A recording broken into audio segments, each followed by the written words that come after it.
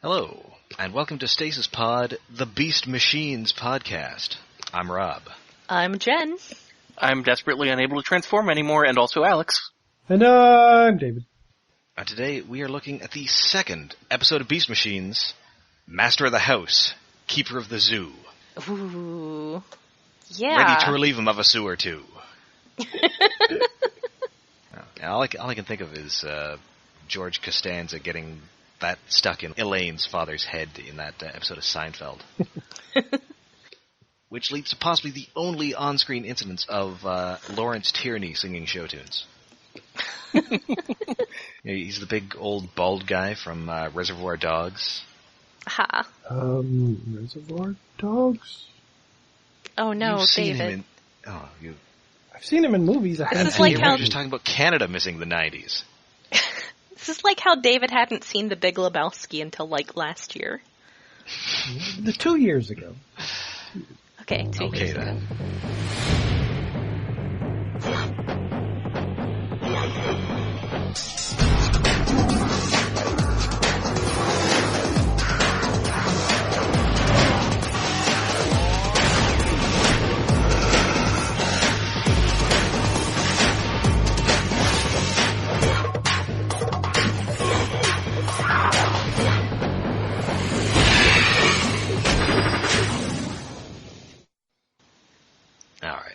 So this is written by both show creators, Marty Eisenberg and Bob Skir, written and directed by veteran Beast Wars director Steve Sachs.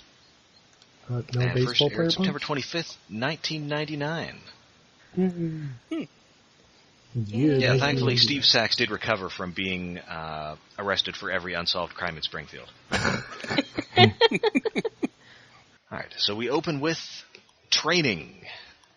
Optimus Primal is trying to help his teammates find their still point. Yeah, it's definitely a motivational speaker vibe going on here. I was thinking like that and a hippie commune's philosophy meeting. I was mostly thinking of The Matrix, but I'm not sure how that syncs up, because this is only 6 months after The Matrix. Yeah, that's probably cutting it a little close. Yeah. Although, we definitely get some direct Matrix references later in the show. I can't remember if it's the first season or not. Yeah. Oh, yeah, but it's definitely coming. They would have had a little more lead time by then. Yeah. I don't know. I don't know what their production lead time was. And in fact, I'd say there was definitely some lead time between the pilot and this episode, because Cheetor and Blackarachnia successfully find their still points and transform. And there's definitely more actual transforming in this than in the previous episode. Mm-hmm. Although not enough to not be total bullshit. Well, no, I mean, it's only although it's only slightly more cheatsy than the actual transformations on Beast Wars, too. Oh my goodness, Blackarachnia is this terrifying. Her face, creepy. Just she's screaming in pain when her robot mode sort of emerges from the front of her spider. It's creepy. Yeah, and they definitely put a lot of mechanical-sounding noises over it. Mm-hmm. But it doesn't look it's mechanical. So long. Yeah, they really stretch these out. Well, it is the first time, so that makes sense. But. Well, they did not stretch out them finding their still points and learning how to do that. Well, no, but if it took in their all of defense, them that would a be long super time, boring. Yeah, if it took if it took them 4 episodes before they got their robot modes, no, that's a little too long. You need to get the story moving. Yeah, that would. Yeah, and if one of them was singled out as unable to do that, that would really kind of handicap that character, wouldn't it? Yeah, it sure would. Yeah, the recurring theme of the next 2 episodes is Blackarachnia versus Authority and Rattrap versus Dignity.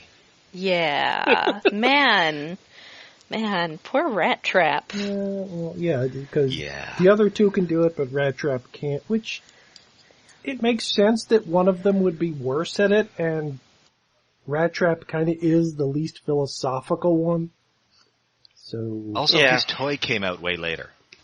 Oh, see, there you go. That's a good point. Yeah. I wonder if that's maybe the reason. Well, there's also another reason, but we'll get to that when he finally does transform. Yes. And so this is our first time seeing these robot modes. What does everybody think? Awesome. Well, Cheetor is definitely looking leggy here. Yeah. Blackarachnia is looking differently leggy. She's okay. I think it definitely lost a little of the feel of the original character, just like, because she was always like short and having reasonable proportions in most senses. And now she just is really, really tall. As a short person, I feel that it was important to her characterization to be short. Well, don't worry, because somebody on the show does get to be short still. Yeah. But yeah, she doesn't even have feet. Yeah. No, she's just got little pointy, I guess they're like spider feet. Yes. But yeah, it's... Yep. And also, kind of a giant butt. That's a good point, yes. Thorax? What's the butt part of a bug? Well, she's a spider, so she has a cephalothorax and an abdomen, so it's an abdomen. It's an abdomen. Yes. It's the same thing. It's a spider butt. It covers her butt, that's the thing. And she has 6 eyes that she doesn't use all at the same time in robot mode. Yeah, she's got a real Klingon forehead thing going on. Yeah. And also hair. Yeah, the hair is weird. Yeah, that's weird. Of the whole design, her having hair is, although it's one solid mass that's shaped like hair, is kind of the weirdest piece. I kind of feel like, it almost feels like she was designed without any real notice of the original or reference to the original. Whereas I don't feel quite that much about Cheetor, but that may be because cheetahs have kind of a set color scheme that, it is a lot like her Transmetal color scheme, her Transmetal 2 color scheme, but the Transmetal 2 also just looked a whole lot more like her, just in very different colors and, with a lot of other different bits. But there's just something about this design that just is a significant departure from her original. She's almost more Sarah Kerrigan, Queen of Blades, than she is Blackarachnia. Yeah. Although, does that predate this? No, that was 97. Oh, okay. I believe. Let me double. So yes, it would predate this. Yeah. I like Blackarachnia. Although it is quite close to her toy, actually. I think she might be the most toy accurate of the first 4 Maximals we see here. Well, yeah, her toy, the really big Cheetor, yeah. Her toy does have the really cool sliding up eye thing that she has in the show, which is pretty great. And it has the hair, so I guess that was a Hasbro decision. Yeah. Yeah. Well, yeah, that's the thing, is I don't think the show model was necessarily... I feel like this was a toy-based decision. I feel like the toy was designed without really referencing the original so much. Mm-hmm. How stable are her toy and Cheetor's toy on this iteration in robot mode? In robot mode, she actually has feet that you can fold down so she can stand up. It's pretty stable. Cheetor's, though, not great. Yeah, he's kind of a mess. It really, the problem is his stability depends entirely on the strength of his knee joints, and he's got like 3 of them. Oh. So, yikes. Yeah. So if one of them is bad, he's fallen over. Yeah. Plus, he's got to have a fairly sizable torso, so the stability is not great. Yeah. Worse when he's, blown up to like a 2-foot tall toy. I don't think it's possible to stand up Supreme Cheetor. No. I think I've had him standing for brief seconds before, like, at some point since 1999, but yeah, it's not easy. Mm-hmm. Yeah. So although I guess actually, his the Night Slash Cheetor, which came out in the second year of the toy line, is actually very stable. Yeah, that one, I think the legs on that one are just a lot bigger, like thicker, sturdier. Yeah. Than the other iterations. Mm-hmm. And they released one in the Universe line that's actually fairly close to his color scheme here. So if you really want a Beast Machines Cheetor, I would go with that one. Yeah. And yeah, I mean, you can give Blackarachnia her show-accurate legs, but then there's absolutely no way she can stand up. No. Well, now these days, there are so many, like, you can get one of those Japanese, like, figure stand sets that just has a little, like, waist clip. Oh, yeah. And actually, come to think of it, I think that around this time, the Lucas brothers, who run Unicron.com, I think they put out, like, stands specifically for Blackarachnia. Oh. I think so, and maybe Jetstorm too? Yes. Yes. So you could make them stand like that. Mm-hmm. So anyway, they are transformed. Rattrap is not transformed, and also here comes a mole drone. Is it a mole drone? So is this the first realistic drill tank in all of Transformers history? Absolutely. First, and I believe only. Is it really realistic? It just makes me think of the drill tanks from the Teenage Mutant Ninja Turtles cartoon. I mean, it actually has like a drill that you see in like those machines that drill like subway tunnels, as opposed to a big cone that spins around. It is more of a flat... Although it does still have giant arms outside that. Well, see, it is more practical. Actually, my notes say in order, is that Shredder? Is that the first realistic drill tank in all of Transformers history? So the first thought was it was Shredder. We need to get back to Dimension X. But I give them significant props for actually having a realistic drill tank, because on our news podcast, when we've been talking about the Technobots and Combiner Wars, that's been a ranting point. And yeah, unfortunately, unlike all the other Viacons, this one doesn't transform. No. Yeah. But Optimus does jump in front of it so it can shoot at him. Yep. Well, because that's his thing. He like absorbs energy and then shoots it back at you. I suppose. And so he does defeat this thing, but, one Viacon, Viacons are like ants. You got one, you got a whole nest, so you gotta move. Mm-hmm. Just like ants. Yeah. Yeah, just like ants. Ant in your kitchen, you have to move. Termites. Time to find a new house. I mean, admittedly, if you did see an ant this size, then yes, it's obviously time to move. It's Well, like yeah. It's time to move because it's drilled a hole through one of the walls in your house, and it's probably no longer structurally stable. That yes. too. Yeah, by the way, they are just underground somewhere. Generic.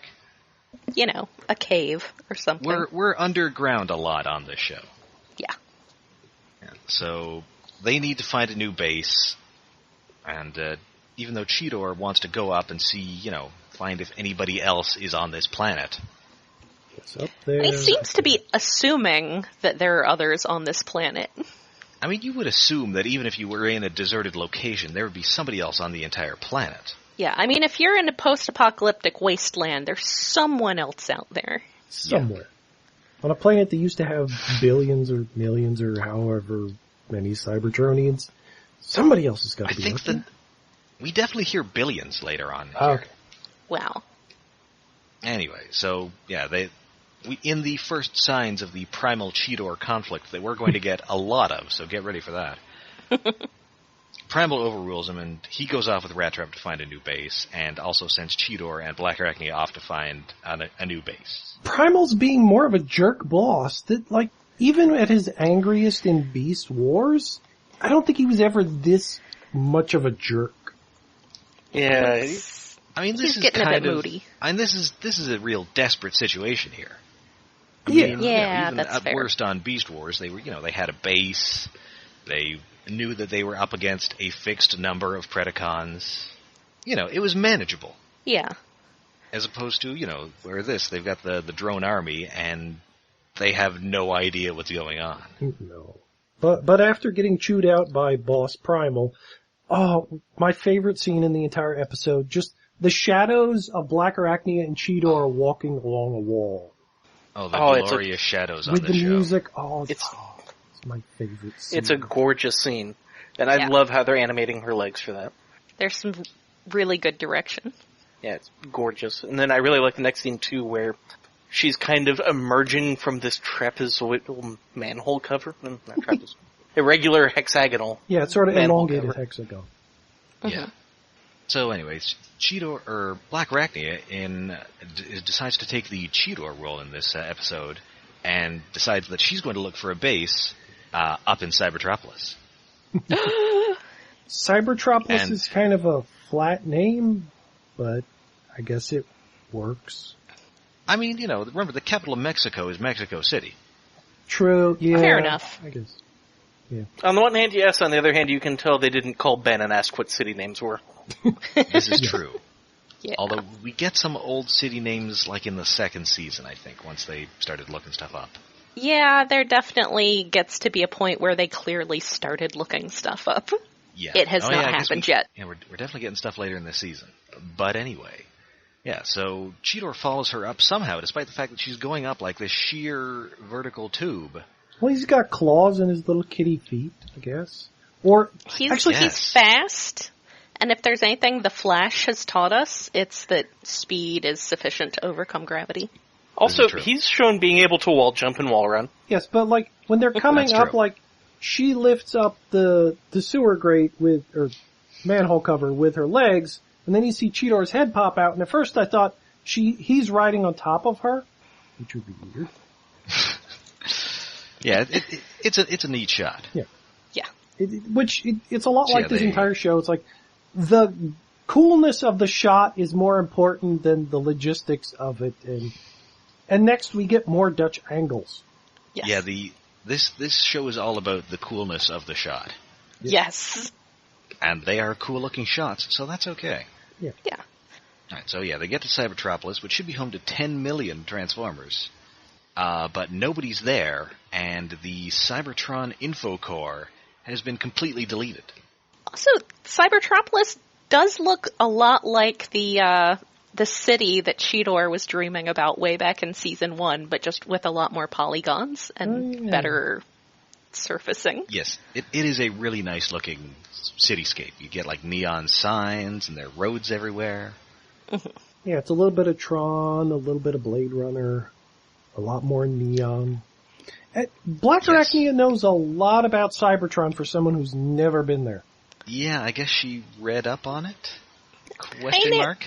She does seem like the one Predacon who spent her free time reading. Yes. I remember she is... Between her and Tarantulas, she's the only one who would do research. I do remember that she's the only one in Possession who had read up on Starscream. Yes, good point. It's been her thing for a long time, but it's a little weird still that it's her thing. Listen, she's from Earth, and she knows a lot about history. She's a Cybertronophile. Yep. Which makes sense, because that is where she lives, or is from, kind of-ish. Yeah. Her cultural heritage. Anyway, aerodrones. Yay! They're so pretty. Or if you prefer, sonic attack jets. Because that's what the toy was called. Oh, right. I remember that. It's also extremely pretty. Yep. And they're skating down the side of a building. Yep. So this is the Viacon Air Force, and they're also, again very. Cheetor declares it to be an ambush, and I don't think this is like an ambush would imply that they were like waiting for them to come to this point to attack them, and it really just seems more like a patrol caught them. Yeah, they're just kind of always around. Cheetor, that's not how tactics work. So they fight. They evade some of these jets by catching them in a giant web. But luckily, Optimus Primal is also there. Yay! And he's not pleased. He shoots shurikens out of his belly. Yes. Glowing energy shurikens. Which is the toy, or his first deluxe toy, has an energy shuriken, but he just throws it. Yeah, but it's shooting like, it out of his gut. But he's like doing these weird crunches that shoot them out of his belly. It's just strange. It's all part of Optimus Primal's yoga routine. So you have to do like special exercise actions to get your weapons to work. Yeah. Well, hell, you have to do hot yoga just to figure out how to transform for the first time. Yeah. Yes. Cheetor and Blackarachnia transform. Rattrap gets chucked into a pipe. He's a punchline. Somebody has to be the comic relief. So so don't be too surprised in a couple episodes if he just tries to murder everybody. Yeah. So it's time for running. Yep. And there is a lot of running on this show. There's so much. I'd forgotten that's sort of the reputation that it came away with, but it is a well-earned reputation. Yeah. It seems like about up to a quarter of each episode so far is running. I mean, there's a fine tradition of good sci-fi shows that do that. Yeah. Oh, sure. I suppose. And the fighting is, Cheetor and Blackarachnia, they move weirdly. Well, it's the frame rates and things like. They end up there's looking some weird like frame rate fast or slow motion. It looks cool, but it looks almost like you'd expect like a jittery claymation or something. Yeah, I think they're trying to sort of show that Cheetor has super speed, but it kind of looks weird. It just looks like his scimitars are blurry. Yeah. Yeah. And yes, and by the way, he has 2 scimitars. And he can also, and at some point he addresses what I assume is the camera, and talks about his slick cat moves. I figured that he was addressing the Viacons, but I wouldn't put it past Cheetor to address the camera. Also, his lower jaw is weirdly green, and it always bugs me. He doesn't have a lot of green on him, but he has a green mechanical lower jaw. It's like a chin strap. Yeah. I don't know. I'm used to that from mecha shows. It doesn't bother me. Like a Gundam or an Evangelion, which he sort of looks a lot like. Yeah, there are definitely some Evangelion influences on the design team, especially with Skydive, who wasn't on the show. Oh. Yes. I love that toy. He's very Evangelion. Yeah. Oh, speaking of weird things, there's a couple shots where, like, Primal in robot mode, like he's in the wrong aspect ratio, like his head is wider, his whole body. Yeah. Oh. Weird. It's also weird how... There's so much about this show that's just stylistically driven that I feel like that's probably what that is. It's just being stylish. It's the computer graphics version of a Dutch angle, apparently. Yeah. Yeah. So yeah, Cheetor's got these swords. Blackarachnia has, like, electricity powers. Mm-hmm. Sure. And also, Spider-Man webbing. Yeah. Of course. Yeah, as you do. So Primal's kind of mad at them, but he is interested in what's going on, so they decide to go to the Council Citadel, which looks really cool. The MacGuffin place. If there's any answers, they'll be there. Yes. Yes, to the Jedi it's got, Temple. Like, spotlights on it. It's just a really neat looking building. Yeah. So they get in. They have to fight more Viacons. So he has Cheetor and Blackarachnia fight the drones while he gets inside. Yeah. He gets inside. There are a bunch of cycle drones, and there's a really great scene of him in gorilla mode, just beating the hell out of these cycle drones. Yeah, he grabs one, just swings it, and it's pretty great. Like, he's not even stopping. He's just running along, punching these motorcycle guys. Well, he's a much bulkier sort of gorilla now, so he's got those huge forearms, so... Yes. Getting punched by him, it's like getting hit with a dishwasher or something. Yeah. Doesn't even look like he's trying to punch them. It just looks like he's running over them. Yes. Yeah, he's just so big it crunches them anyway. And I really like the shot where the front wheel of the motorcycle drone just sort of comes into frame, and it's sort of vibrating with potential speed. This show has a lot of really nice shots. Yes. It's a very pretty show. Yes. So, Primal finally gets to the council room, but there's no council. There's just one guy. Well, at first he's making a dramatic entrance, and it's Megatron. He's getting lowered from the ceiling. Oh, you do it quickly. It's like, no, there's a big empty room. There's lots of floating platforms. And who do we know that loves floating platforms? Yeah, of course, it's Megatron. It's true. Oh, yeah. Those floating golf carts. Yeah. It's the Lord and Master of the house. Yes. And we get a good look at him. Now he's got a big cape on. It's not just a cape. like, all the way around, so it's kind of like he's wearing a giant muumuu. Yeah. Yeah. And much like Homer Simpson, he's also got a fat guy hat in the form of a like Hannibal Lecter mask. Yeah. And also he got a... Oh, go ahead. Oh, go ahead. I'll get to it. Oh, he got a scar over his eye somehow. Ooh. Well, Now he's sexy. There are reasons for that. I don't think we ever find out the reason for that. He just has that scar. He really liked Lion King, I guess. Yeah. He wants you to know he's the villain. Kinda. Yes. We do see why, in a way. He has scars. Although maybe that specific one is kind of weird. Yeah, that's just like a little cut over his eye. Yeah. Like he cut himself shaving. And he also has like little robot arms on his cape that don't appear to be his regular arms. Yeah, because he's under the cape, and over top of the cape is this like shoulder mantle thing with two giant arms attached to it. One is sort of a what is it, regular 3-finger hand, and the other one's just a gun thingy. Yeah, I mean it's kind of like a lobster claw, sort of like a robot claw. You know, like the kind that a 50s robot would have. Yeah. So yeah, he decides to, tell Primal what's going on. I won the Beast Wars, which he clearly didn't. Well, but it's he Megatron. got to Cybertron. Yeah, he conquered everybody, and now Megatron's Cybertron is the one where he's the only sentient being there, and also he wants to destroy all organic life. Yay! Yes, it's...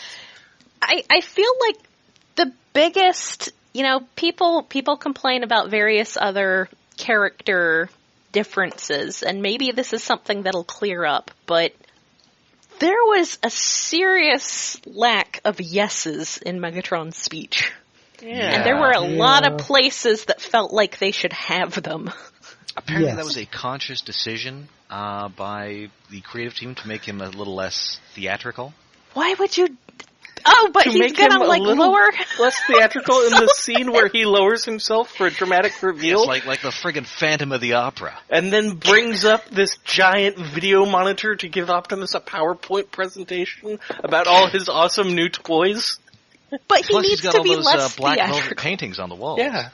Oh, yeah, it's like they made him more dramatic and theatrical, but took away one of his most theatrical aspects, but I believe the phrase he used was to make him less deliciously evil. But that's the best part about him. So they wanted him to be less campy. Oh. Yes. Yeah. I don't know. It still does work in that maybe the campiness was his organicness coming out. Maybe. No, I don't like it. And now he's all about Viacons, no sparks. Cybertron ruled by one mind. Yes. Now, I mean, that kind of makes sense because he was often undone by the incompetence of his underlings. Yes. Yeah. Where he is now is a logical, in a way, progression of Megatron. We just missed steps. Yeah. Also, speaking of logical progressions, the more I look at his helmet and how his face kind of pokes through it and just how his overall head ends up looking, the more I see Michael Bay movie Megatron. Yeah, I can definitely see that, now that you mention it. Yeah. His whole attitude, and the fact that he only has one gun arm, keeps reminding me of Marvel Shockwave. I could see that. Especially since he's trying to cut out emotion, organics and stuff. It's like pure science and logic. But he's still emotional, angry bastard. Yes. Yeah, he fails at doing that. Yeah, and in fact, on his little floating iPhones, we see that the Maximals are defeating his Viacons, including Cheetor, who doesn't, he's just got this body. At one point, he just jumps off a building and kind of hopes that he can fly somehow. I mean, we don't... Well, two things. I mean, obviously there's a little bit of a time skip, and I would not put it past Cheetor to just jump off things to see if he can fly. And B, worst case scenario, cats always land on their feet. Yeah, I suppose that's true. But it is also, such a if he weird couldn't fly, thing. If he couldn't fly, I could also totally see him doing that anyway and just having a comedy beat of, oh right, I can't fly anymore. I mean, I assume that when he, like when they first got to the prehistoric Earth, he tested to see if cheetahs could fly. No, but that's kind of the weird thing, because, well, next episode we'll find out that they've forgotten a lot about what happened before. So, Yes. he was in his first cheetah form on Cybertron, so would he even remember the two forms he had where he could fly?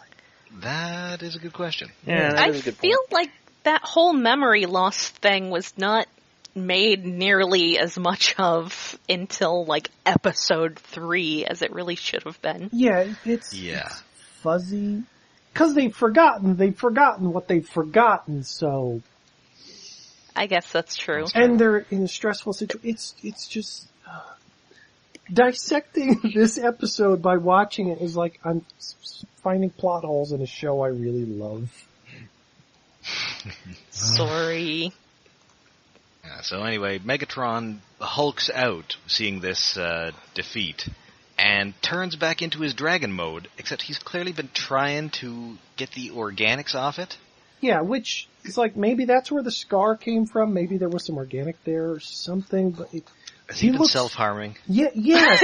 Yeah. Well, he's ripped off as much of the organics as he can, but he still looks like the Season 3 Transmetal 2 or whatever it's called. Dragon just with bits ripped off so you could see exposed mechanics underneath. And apparently exposed bone, which is neat. Yeah. It does appear to just be the same model. It's Yes. just textured with a lot of, like, exposed metal bits. And also, apparently the wings of that form his cape. Yeah, Somehow. which is Yes. You know, I wonder if you could do that with a retool of the Ultra Toy. I mean, they obviously the wings would not look great. Was there actually a toy of this that did transform into a dragon? I can't remember. Yes. Yeah, it was a Voyager. It was kind of dinky. Yeah. Megatron ended up being about the same size as a Coke can. Because he's all cape. Yes. Yeah. Yeah, but it's kind of neat. It's not bad. And also it fits on his Beast Rider.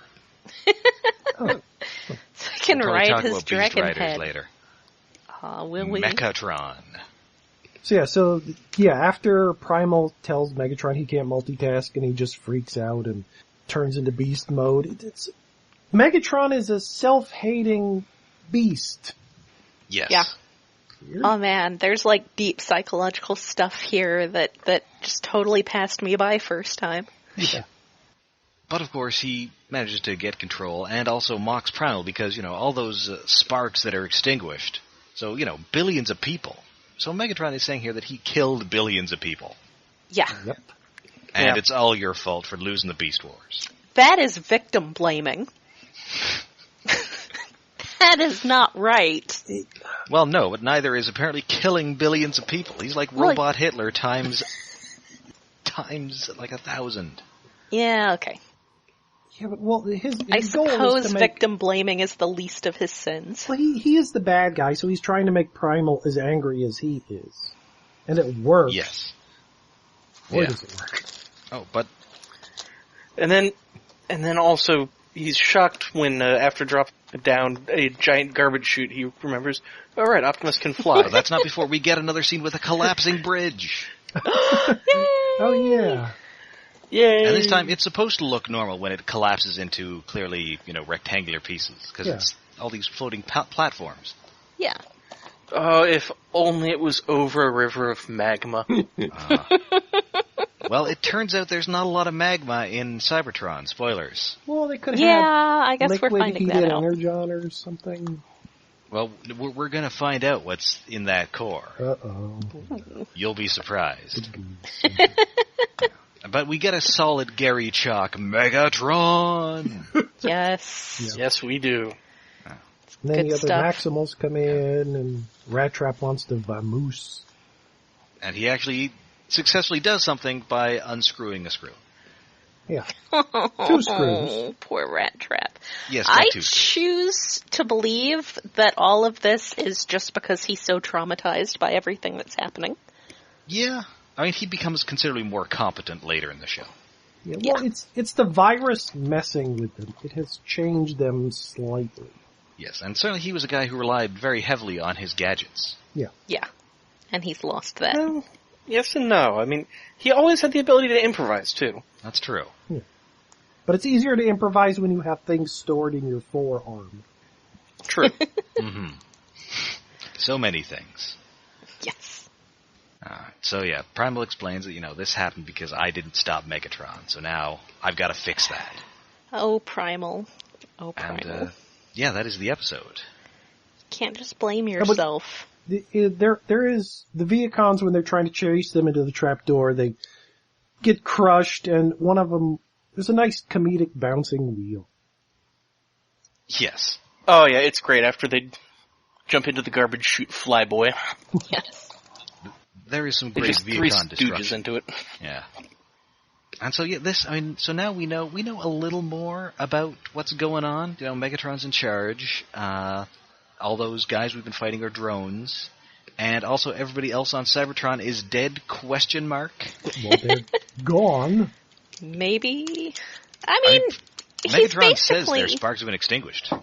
Oh, he says they were extinguished. Okay. Yes. This isn't entirely true, but Megatron's clearly trying to make Primal feel bad. Yes. Yeah. Yeah, which, he enjoys that, so. Well, yes. That's his favorite thing. Yeah, so that's the end of the episode.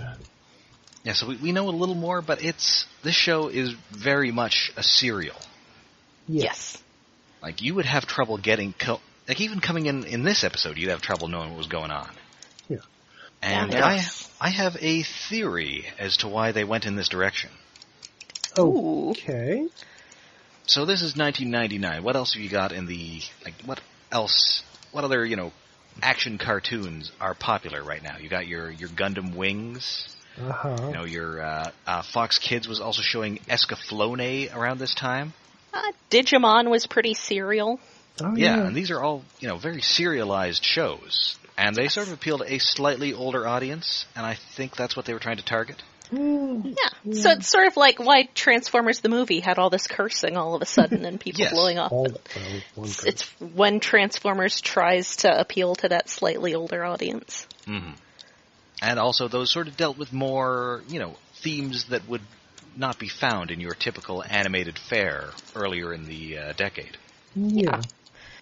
I mean, that definitely was a point of maturation for a lot of cartoons that were on at the time. Mm-hmm. For just the entire across the board. And yeah, I mean, your Dragon Ball Z and your Sailor Moon and all of that would have been around at the same time. I mean, I don't think we'll say that Dragon Ball Z was dealing with a lot of mature themes, but certainly it was very serialized. Yeah. It was certainly blowing things up. Now I kind of just wish this was more serialized in a way. Like, each episode would end on a weird cliffhanger that would have to be solved at the beginning of the next episode. Yeah, despite being super serialized, there isn't really a lot that connects the episodes. It's just one stacked on top of the next, on top of the next. There's no linking tissue. Yeah. Yeah. Like, if this episode had entered when Megatron came into the chamber and there was Megatron, or when Primal came into the room and there was Megatron, if we hadn't found out at the end of the last episode, if it's like, oh shit, it's Megatron, he's still around, that would be a more dramatic ending, because it's going to the next episode. Yeah, and that's definitely the kind of ending you'd get on, like, a Dragon Ball Z. Yes. Yeah. Will the planet Namek be destroyed? Find out tomorrow in Namek is destroyed. I was thinking it's more like, will the planet Namek be destroyed? Find out in 10 episodes. Oh god, that planet took so long to blow up.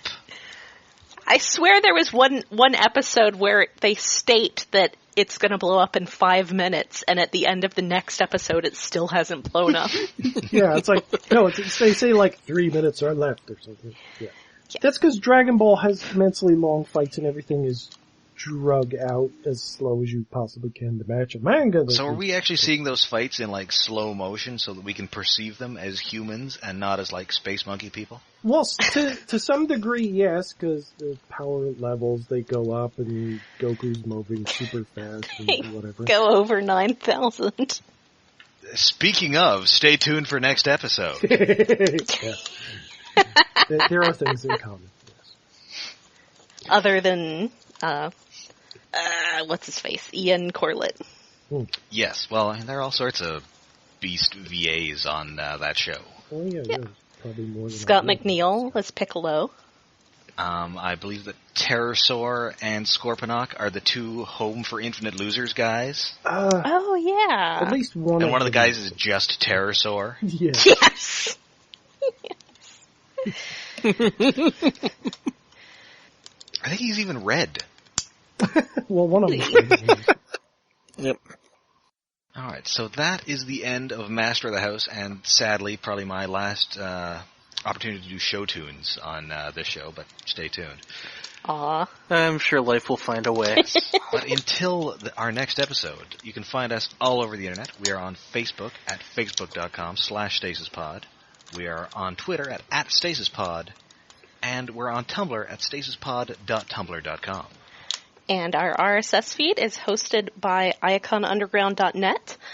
You can also find our news podcast there, and we also have a Patreon set up now at patreon.com/iaconunderground. Yes, give us your space dollars. It helps with the web hosting because I am super poor. Unfortunately, editing gay romance does not pay a lot. Oh, tragic. Much as the gay romance probably is. Yeah, some of it. Some of it's just tragically written. And if you'd like to contact us and tell us about what you thought of Beast Machines, because we know you all have opinions. Nobody's all, Beast Machines, it's okay. Everyone has opinions. You either love it with all your heart, or you hate it with the fury of a billion suns. Yes. And so if you'd like to tell us about your love, hate, or indifference, maybe you're the one guy, then write into the Maxa mailbag at stasispodcast@gmail.com. Is that still what we're doing? We do have the Stasis pod at iaconunderground.net now. Okay, but I believe that David is still checking the other one, so. Yeah. Okay. David's like, what? No, we don't got nothing there, though. Okay. So join us next week when we get burned by the fires of the past. Until then, I'm Rob. I'm Jen. I'm Alex. Master of the House, fires of the past. I don't remember any of the words to this song. I'm David.